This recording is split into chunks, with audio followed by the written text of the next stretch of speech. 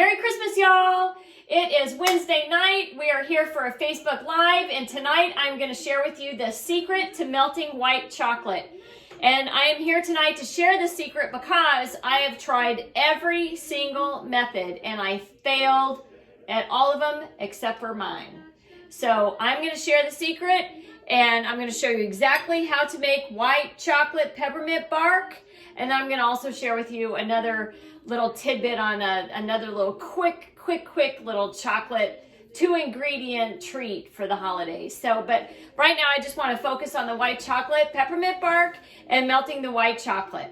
So what I have here is 4 cups of white chocolate chips, which is one 24-ounce bag. I had to do the math, but it's a 24-ounce bag of white chocolate chips, and which equals 4 cups. Then I also have 8 crushed candy canes. And what I did was I unwrapped the tedious job of unwrapping all of those candy canes, and I put them in a Ziploc bag and I pounded them with my dough roller thing. I'm missing the word, whatever. But I pounded them. And I got these little chunks. And now I also have a half a teaspoon of peppermint extract. And this is the peppermint extract that I like. You can find it on Amazon. I will put the affiliate link in the comments. But it's just a half a teaspoon. A little bit goes a long way, but this stuff never goes bad, and you're gonna want it in your pantry. This is a good staple to have, but also it's a must for the white chocolate. So a little background on the white chocolate is that it's not even chocolate at all. It is sugar, it's cocoa powder, which has nothing to do with the cacao or however you say it bean. And there's lecithin in there. There's no milk fat solids or anything like that. So lecithin, whatever, however you say it, is the fat. But it's moody. So it doesn't melt like a regular chocolate. So chocolate chips like semi-sweet or bittersweet, it's pretty easy. You just stick them in a double boiler and you kind of stir them every so often and they just melt beautifully. Well, white chocolate's not like that. You have to babysit it all the time. So what I'm gonna do now is I'm gonna melt this. So I've made my own double boiler. But if you have a double boiler, something like this, you can absolutely use it. But for the sake of showing you how to do it and easiness, I'm gonna make my own. So it's just a glass bowl, and I've got a pot here with about an inch and a half of water. You don't want the water to touch the bottom of the bowl, number 1. So let's turn this up, turn it on, and I'm gonna turn it down to about a medium-high flame. And what you wanna do is stir it all the time. Whatever. So I'm going to put this on so I don't burn myself because of the flame, and you just stir. And at first you're going to feel like I'm not doing anything, but this thing is moody and you just have to stir it all the time. So it's going to take a little bit of time. So what I thought I would do to kill some time while I'm stirring this chocolate is to ask you, what's your least favorite Christmas carol? I'm going to tell you mine. Well, first of all, I'm going to interrupt myself. All you do is you slide your rubber spatula in the side to the bottom center, and then you just kind of bring it around like you're folding it in. But that's how you stir it. But anyway, my least favorite, and I want to know if anybody's in with me, is I Want a Hippopotamus for Christmas. I don't like that one at all. I don't know what it is, but I don't like it. And I like Santa Baby, but I'm just so tired of Madonna's version. There's another one I like, all right, I can listen to it, but I just want to know what everybody's saying. But in the meantime, I want to say a big shout out to my husband, Sean. I call him Sean Vanna. He is doing all of my lighting and my Facebook Live and my video. And he's telling me who's on and all of that stuff. So you just got to keep stirring like this. And it does feel like you're not getting very far. I, however, am having a hot flash.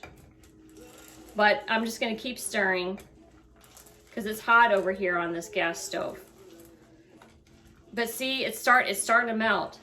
But you don't want these white chocolate chips to melt or burn. You don't want them to burn at all. You just keep going. I like this song. Can you hear it?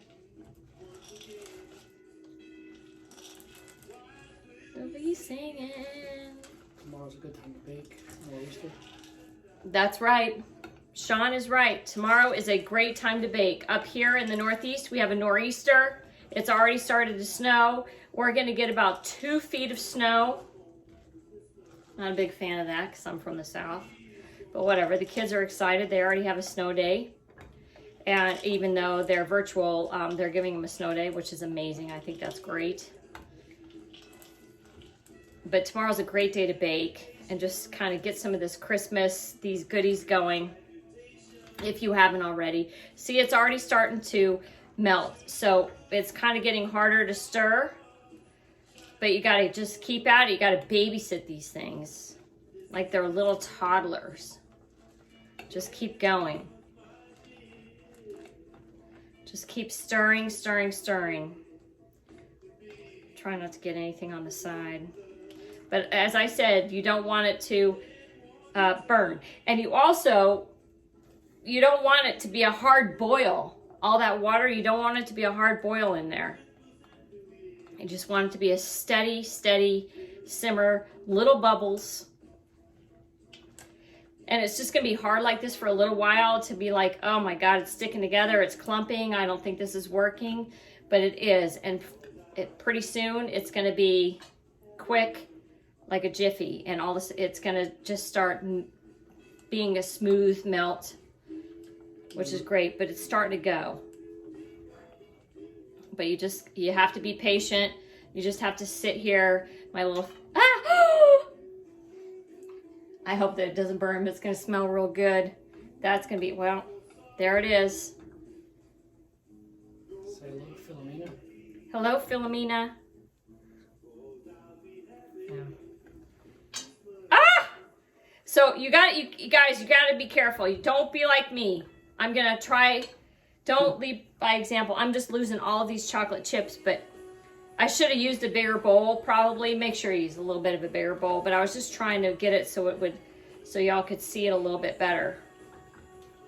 But it smells real good in here. It smells like burnt chocolate.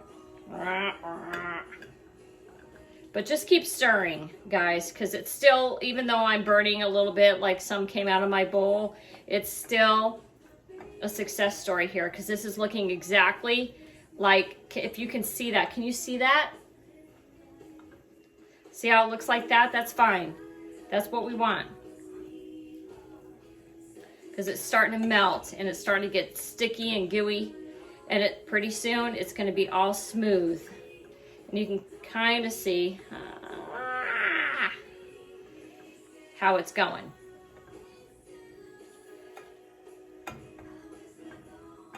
Hey, Santa. Hey, Santa. See, now it's getting kind of hard. My arm's getting kind of tired, but this is exactly how you want it to look. See how it's melting? But you got to just be careful. Keep going. Keep babysitting it because you don't want it to burn. So you just keep melting it. And now it's just starting to go. See? That's good stuff. That's good stuff. That's what you want, guys. Right like this. And once it starts to melt, it just like comes together as a community. And it's like, yeah, you're melting, I'm gonna melt too.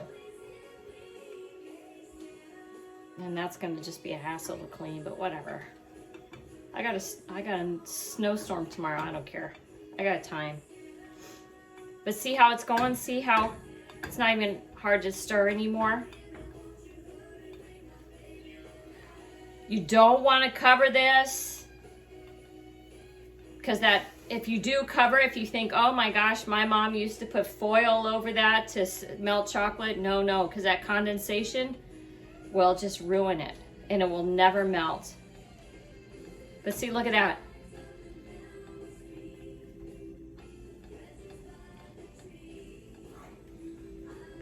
Okay, so when it gets to this point, do y'all see this? Do y'all see it? When it gets to here, I'm gonna cut the flame off, cut it off. And I'm gonna put in my peppermint extract, stir it around. Oh, it smells good. Okay. And then I'm gonna put in my peppermint candy canes. And that little dust, that's good flavor too. So you just stir, stir, stir.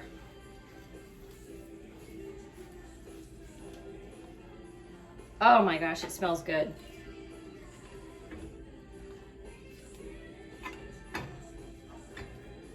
And so that bark that you see at Williams-Sonoma that costs like $1 bazillion, here it is right here.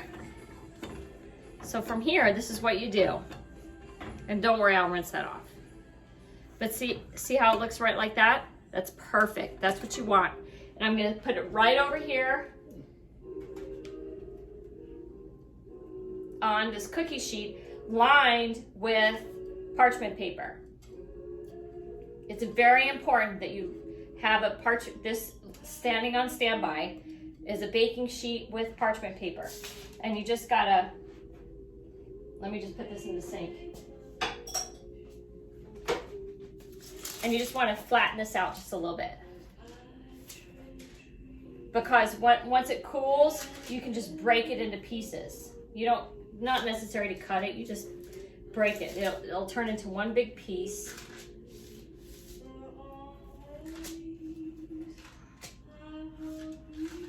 And you kind of want it to be even, you know. If you have some thicker pieces or areas, that's fine, whatever. You know, there's not really a rule. It's just whatever you want.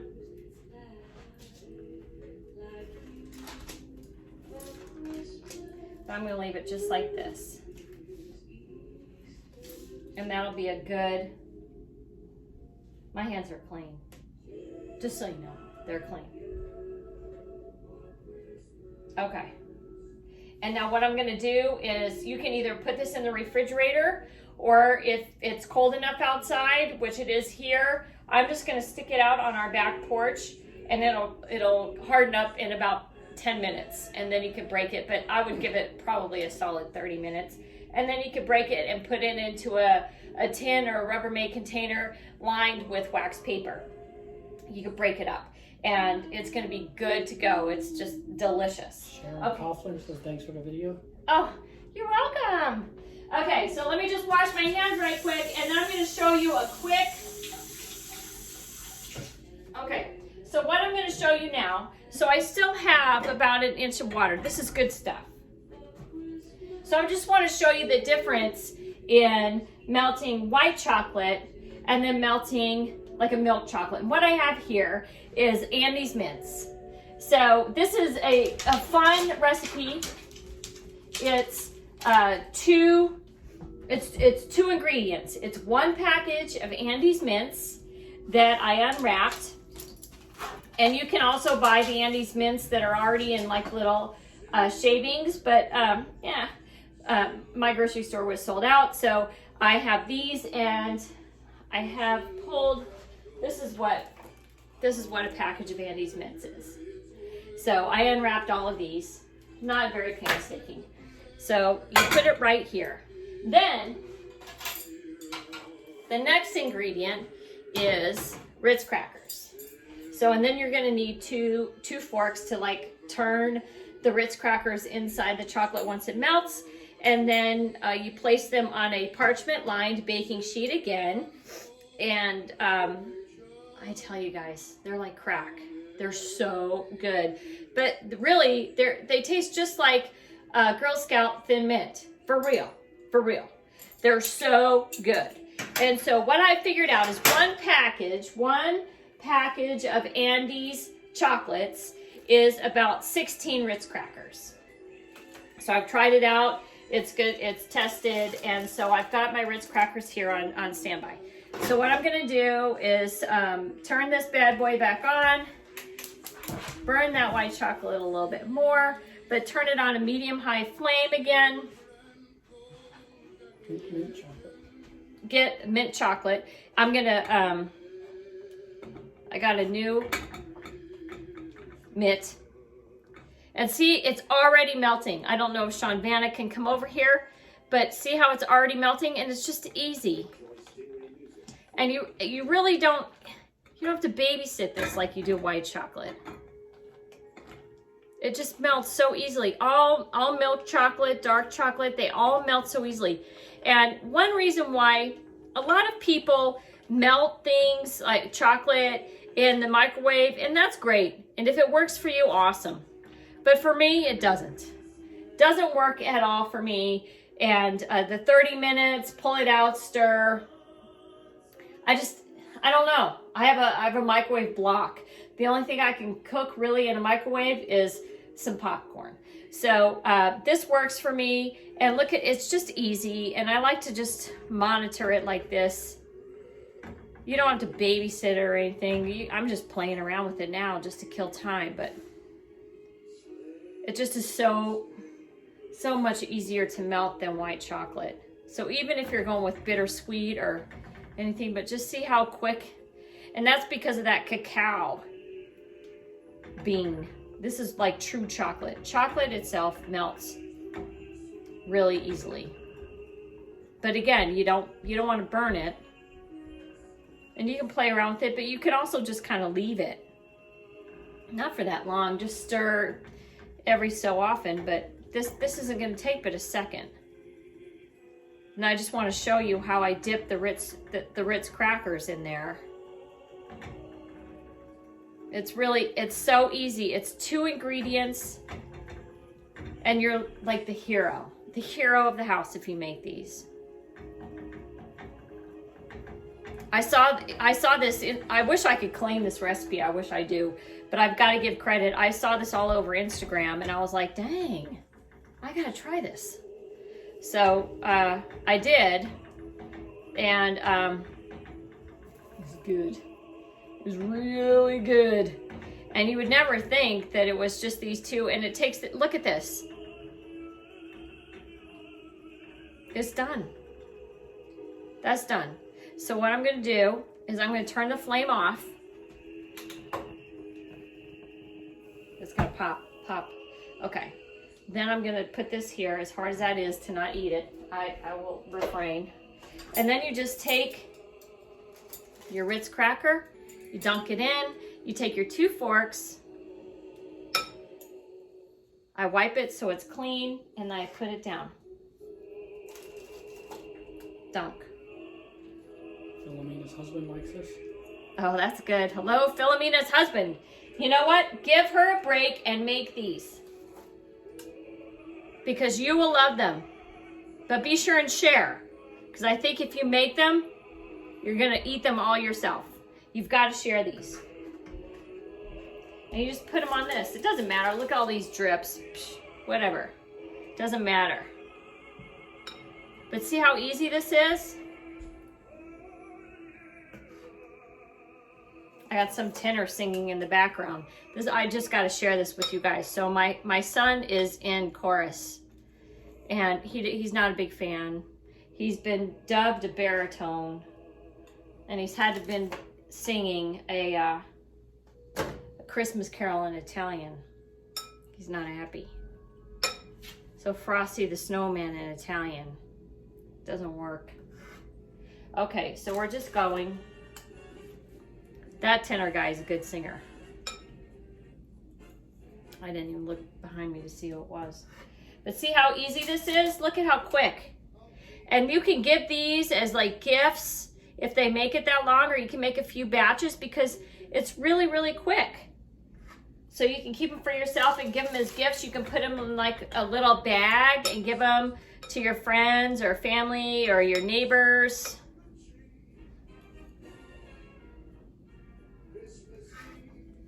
And it just See how quick it goes?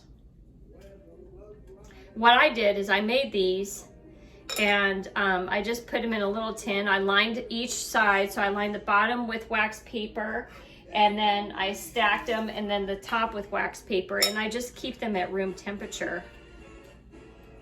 But see, toward the end, you're gonna have to just kind of move it around a little bit, which is fine.